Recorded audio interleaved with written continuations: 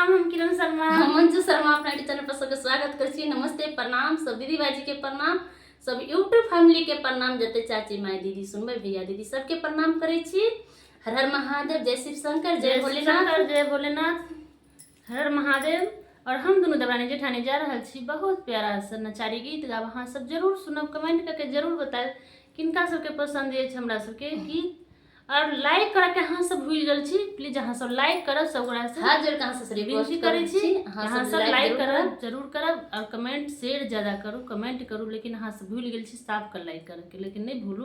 और जहिना पहले प्यार आशीर्वाद दै छी तहिना दैत रहू, आगे बढ़ाबैत रहू। बहुत प्यारा संसार नचारी जा रहल छी गाबो, बहुत प्यारा नचारी छै, अहाँ सब जरूर सुनबै। गाबा के कोशिश में नहीं छलखिन, लेकिन फिर भी इनका माथा दुखाई छथिन, तैयो हम कहले नहीं, गीत नहीं छोड़े के छै, बनावे के छै, जरूर हम सब बनावे के लिए रची रची लिखबैया बाबा, रची रची लिखबैया कमरतुआ के अर्जिया बाबा, कमरतुआ के अर्जिया बाबा, रची रची लिखबैया बाबा, रची रची लिखबैया कमरतुआ के अर्जिया बाबा, कमरतुआ के अर्जिया बाबा, रची रची लिखबैया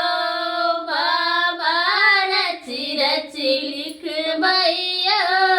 काथी के यहाँ कलम बनायब, काथी के रसना, रथी के यहाँ कलम बनायब, काथी के यहाँ कलम बनायब, काथी के रसना रे बाबा, काथी के रसना, काथी के यहाँ कागज बनायब, काथी के यहाँ कागज बनायब, रची रची लिखबैया बाबा, रची रची लिखबैया कमरतुआ के अर्जिया बाबा, कमरतुआ के अर्जिया बाबा, रची रची लिखबैया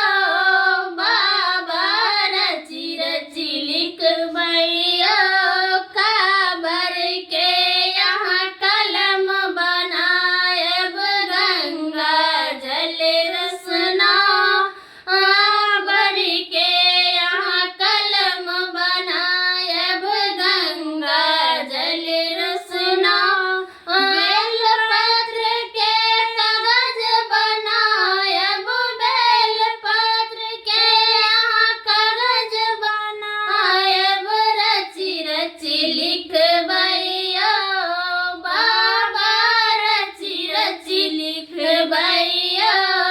काबर के यहाँ कलम बनायब, गंगा जल रसना, काबर के यहाँ कलम बनायब, गंगा जल रसना, और बेलपत्र के कागज बनायब, बेलपत्र के कागज बनायब, रची रची लिखबैया बाबा, रची रची लिखबैया कमरतुआ के अर्जिया बाबा, कमरतुआ के अर्जिया बाबा, रची रची लिखबैया बाबा, रची रची लिखबैया बाबा, रची रची लिखबैया। भक्त हाँ के पुकारी रहल अछि लाख भुलाज विचार, भक्त यहाँ के पुकारी रहल अछि लाख भुलाज विचार, बन सेवक हम द्वार ठार छी, बन सेवक हम द्वार ठार छी, बनल दिन